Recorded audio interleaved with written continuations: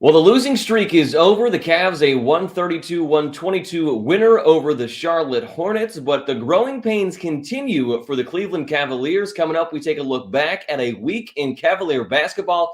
It's a Saturday morning edition of the Cavs Insider Podcast coming at you right now.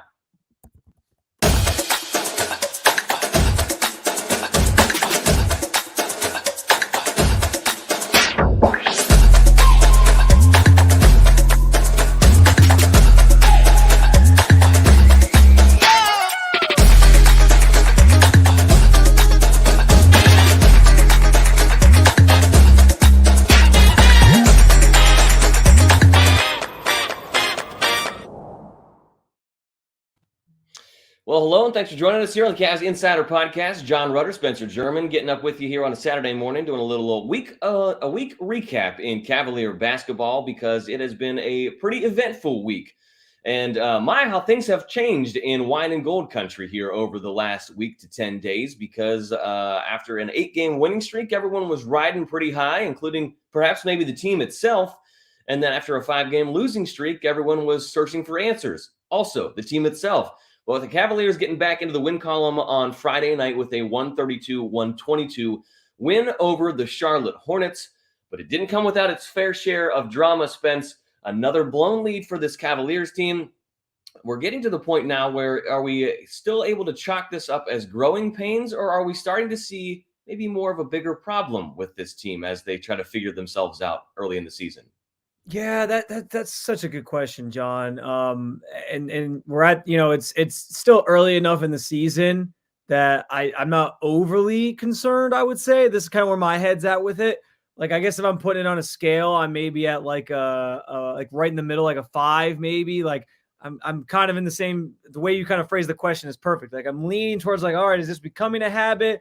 But I'm also not freaking out because it is still only November. Like these guys have only really been playing basketball together for a little over a month now. So I don't want to, similarly to how I don't want to get ahead of myself in terms of crowning this team, which was something JB Bickerstaff sort of alluded to this week, that after that 8-game win streak, maybe they got too comfortable. They felt like they had earned something, and then they slipped a little bit with the 5-game losing streak because of that. I don't want to put the cart before the horse in terms of saying like this team's here, they've arrived, but I also don't want to put the cart before the horse in terms of saying like, well, let's hit the panic button. This thing isn't going to work. They have this issue with trying to with giving up big leads and closing out games. Sitting here today, I think I kind of lean more towards it's still the growing pains. It's still them kind of feeling each other out. I think let me go back to the Golden State Warriors game last Friday because I thought that was a game where highly competitive. You were leading at points. You were kind of going back and forth. You were playing very well against one of the best teams in the NBA, the defending champions. Steph Curry obviously went off in that game, and you're doing the best you can to sort of limit his damage, but also, he carried his team if we're being honest with ourselves. But then on top of that, you're keeping pace and keeping the score close. But then down the stretch of that one, it was like Darius Garland struggled a little bit. They're still kind of searching, I think, late in games for who's the person who's taking over, who's the person that we kind of want to look to as like closer, if you will. And so I think as they kind of work through those things, they'll start to discover that a little bit more. And this leads to a bigger discussion that I think we should have, John, of how do we think Darius Garland and Donovan Mitchell sort of mesh, especially in those late game situations? Because I've had some conversations with people sort of through text where we're saying, man, like it feels like Darius wants to do more in those moments, but maybe he does need to concede to Donovan Mitchell a little bit more because he is the more proven scorer and he's kind of done a little bit more. So I'm curious where your head's at with that. Like, should they be sort of conceding, or is it almost like whoever's having the hot hand, that's the person you ride? Because those questions arose in that Golden State game, I think, especially. But then last night in this Hornets game, which we're going to talk more about, Darius Garland was incredible. And down the stretch, he was the one hitting the big shots. So that might be something that they're still filling out as well. But what were your thoughts on maybe how those two mesh, especially in those late game situations? Yeah, the more you talk about it, the more I was thinking about it. It's almost like, and it's not exactly something that you want to quote unquote experiment with in late game situations, but it's like I kind of get the sense that maybe they've been trial and error things with, all right, here's some shots for DG. Here's some shots for Donovan. And thinking back on last night, I kind of remember like some specific scenarios where it's like Darius had the ball in his hands a lot towards the end of the game, in overtime and double overtime. But I do remember some scenarios where it's like, all right, the Cavs bring the ball up the floor, and Donovan Mitchell has it in his hands, and they create something where he gets the last shot. So, and I think he had one. He had a three, I believe, from the right wing fall short. Mobley got an offensive rebound, kicked it out to Darius, and Darius knocks down a three. So like that was a situation where I look back on like, okay, well, it's almost like it was an experiment of like, all right, well, let's try this. And Darius is clicking right now. Let's see if Donovan is an option here. And then Donovan misses that shot. Evan gets the rebound and feeds it back to Darius, who knocks down a three. I think that they're still trying to figure out that blend of like how these two are going to mesh together on the court. And look, through the first three quarters, it doesn't seem like it's really that much of an issue, right? You know, they're staggering them a lot. They are out there together for a good portion of the time, but JB's making a concerted effort to have, Darius on the bench at times when Donovan's out there, and Donovan on the bench at times when Darius is out there. But in crunch time, when you need them both out there on the floor, you've got to try and figure out how that's going to look for your offense. And JB brought that up before the game last night. A lot of that is predicated on misses and makes, right? Like if you're getting the ball out of the basket and bringing the ball up the floor after a make, things look a little bit different than if you're getting a rebound and you're trying to decipher who's closest to the ball, who's coming back to get the ball, who that guard is that's going to be to start the offense as you bring the ball up the floor. And I think that at times that's kind of where things maybe start to get a little gummy for them and bogged down. And it's frustrating to look at, but I think that that's going to take time. But I think that that's something that we're really going to want to pay attention to here as we move forward. What's been most concerning to me over the last week or so has been the defense. This is a team that's really predicated on defense, and they had another late blown lead last night. I think they were up 10 points in the final minute, and it evaporated very quickly. So this is a team that talks about, look, our defense creates opportunities for our offense, and right now that was a glaring weakness on Friday night against the Hornets. And that's a team that's struggling that you need to be able to put away. And I thought that they were going to be able to do that early on, but they just let them hang around.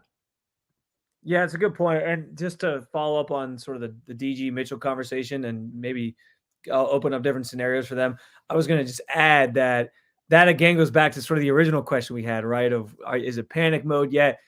That's why I also feel like it's not time to hit that button, because I do think on some level, like JB is trying some things, seeing who in those spots, like who's going to rise to the occasion. And so that's where I'm like, let's pump the brakes. They had a bad stretch, yes, but we still are sort of in that learning process and feeling out process with this team. I don't think we need to like sound the alarms that it's all falling apart this early in the season. So that's why I think I'm still kind of just at like a 5, I would say, on the scale. And hopefully that they continue to get better in those moments. But yeah, the defense has been the biggest issue. And that obviously goes against the identity of this team that started the year. They were top 5 in points and scoring, and they were in offensive efficiency. They were top 5 in defensive efficiency. I believe they dropped a little bit lately because of the defense and not being as effective. And yeah, I mean, it's been a concern, and we know that's something that JB Bickerstaff harps on, which is why I kind of think you saw the lineup change that we did against Charlotte last night of Lamar Stevens being inserted into that starting lineup so he could kind of still provide some offense, but also be that guy on the defensive end who was going to certainly give you the effort that you're looking for, which is interesting because before the season started, the big old question was who's going to be that number 3, who's going to start there. It was LeVert, obviously, to start the year. He had a couple big offensive games where we were like, yeah, I mean, he's contributing, leave him out there, great. And that came in handy when Darius Garland was out.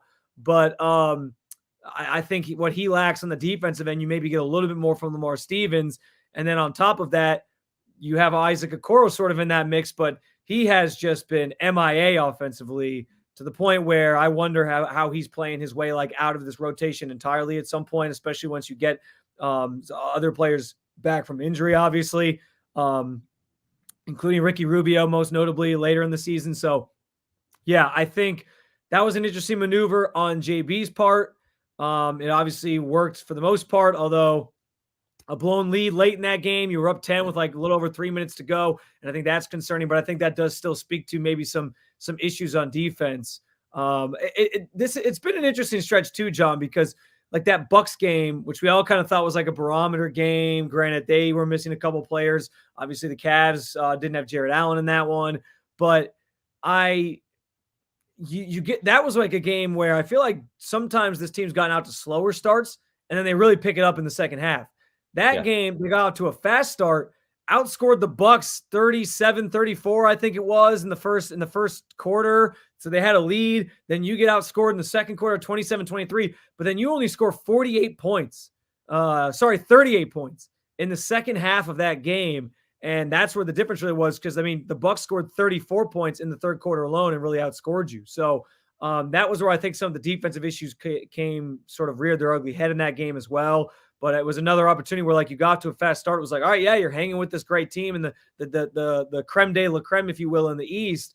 And then it kind of fell apart on you down the stretch. So again, it's a tough time as they kind of learn how they operate as a team. Again, I know they were shorthanded in that game, but I think you can kind of point to numerous examples on this stretch where different things were kind of hurting them. In that game, it was fast start, blow a lead. In the Warriors game, it was kind of close till the end, and then guys just weren't able to knock down their shots late. And then last night it was, again, build a lead.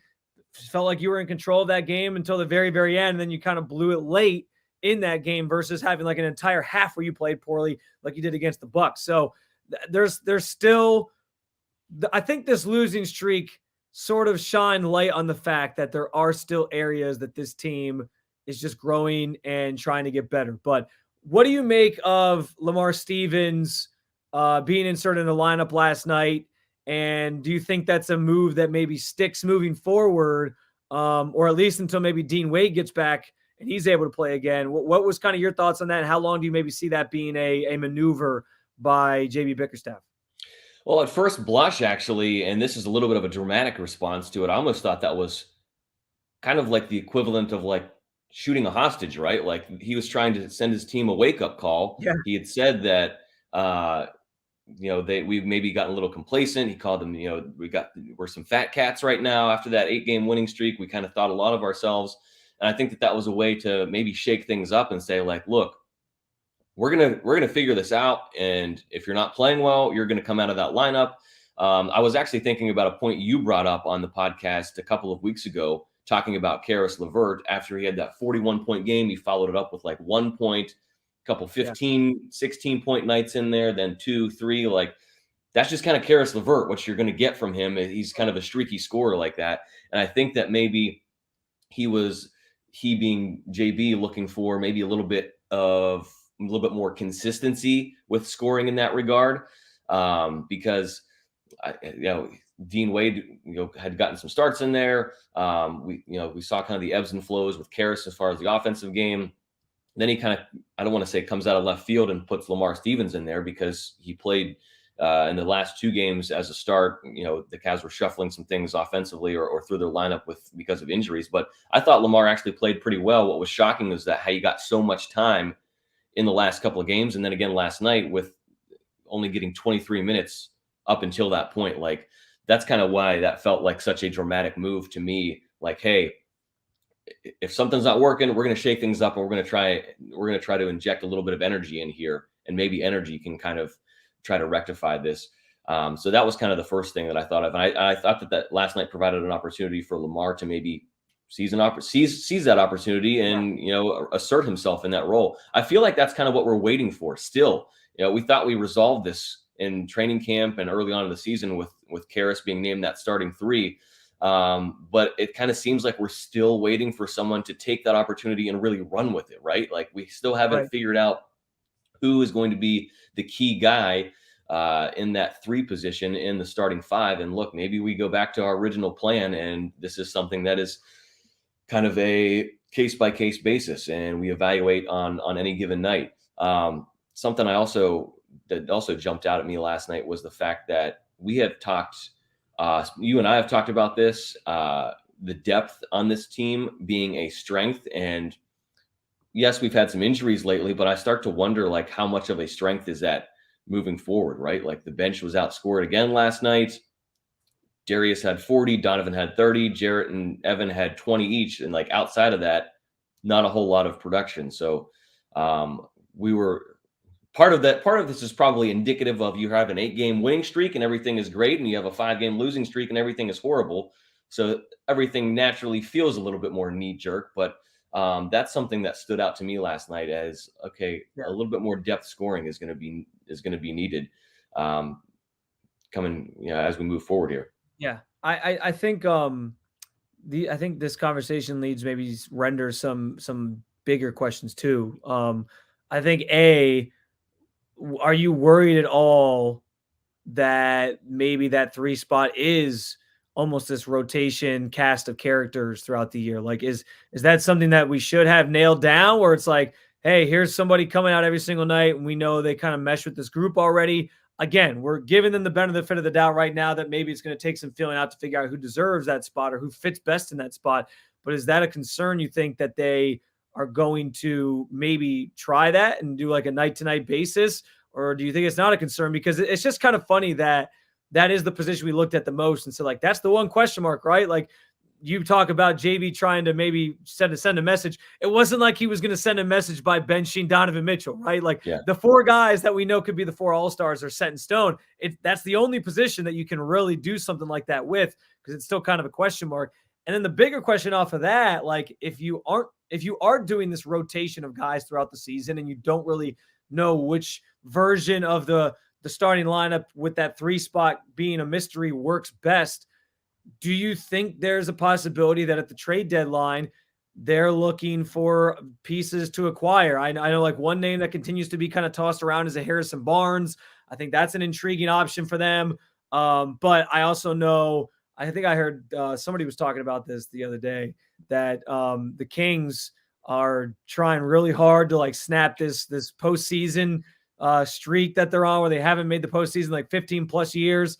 And that, I thought that was a good point that maybe they don't move a guy like Harrison Barnes because they're trying to go all in that front and at least get that out of the way before they start trading pieces again, because let's face it, they've been a laughing stock in the NBA for years. But I do think that somebody like that would make some sense, but I just wonder, they don't have a lot of trade assets left. We know they still have that 2024 pick, but is that something you think is a possibility for them if they're still kind of at that point in the season, throwing out different lineups at that spot in particular? I think that it's absolutely a possibility, and I'm glad that you brought that up because that's kind of what I was thinking last night. Like, okay, if this continues to be for lack of a better word, like revolving door of who's going to be in that 3 position on not necessarily any given night, but maybe any given week. I think that that's something that I initially thought could potentially be a strength for this team, but it kind of looks like that's maybe an Achilles heel right now.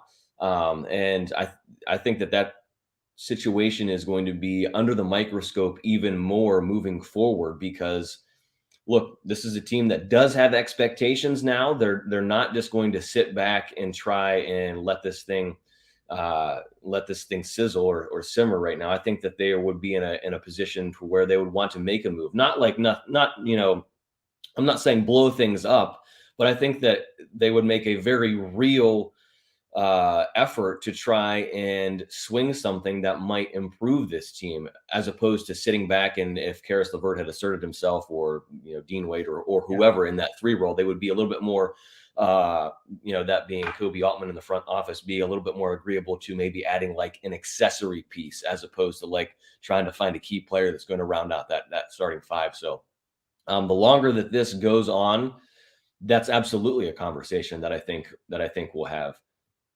Yeah, and I tend to agree. And that's something we can obviously dive into as the season gets further along, like who would make sense, what types of players at that spot. I know I brought up Harrison Barnes as one example. I know there's some others out there. I know everyone's always loved the idea of like Desmond Bane, but that ain't happening now. He's too important to the Grizzlies at this point. But yeah, like I know there's some names out there that could make some sense if this kind of keeps up.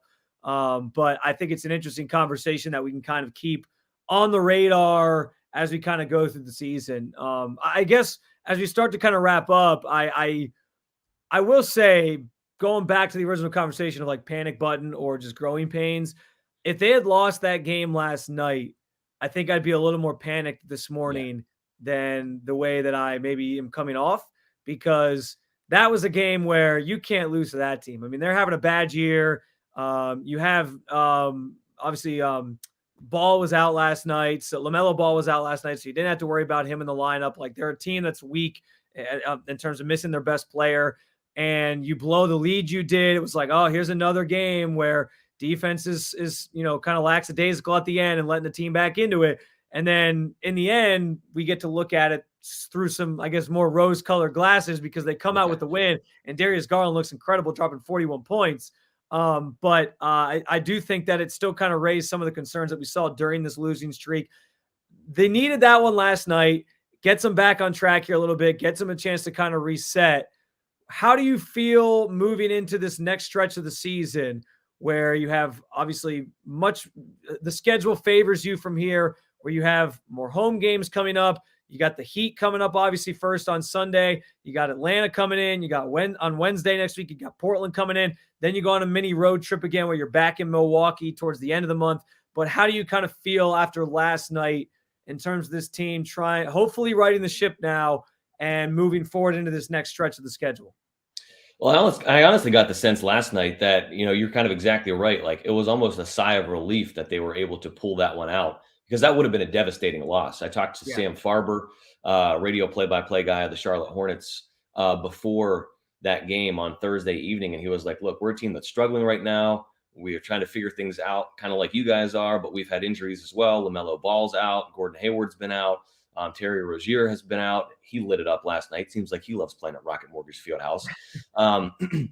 But moving forward, like, this is where we have to start to see them close out games. And a lot of the talk last night post game was, look, things seemed like they went pretty well in overtime, right? They outscored Charlotte 12-2. I think we have talked about that kind of on a couple of different podcasts as well. Like, yeah, they've had some overtime games, but then they win it by double digits. It's like, okay, guys, what are we doing here? I don't want this team to get into the habit. Positive.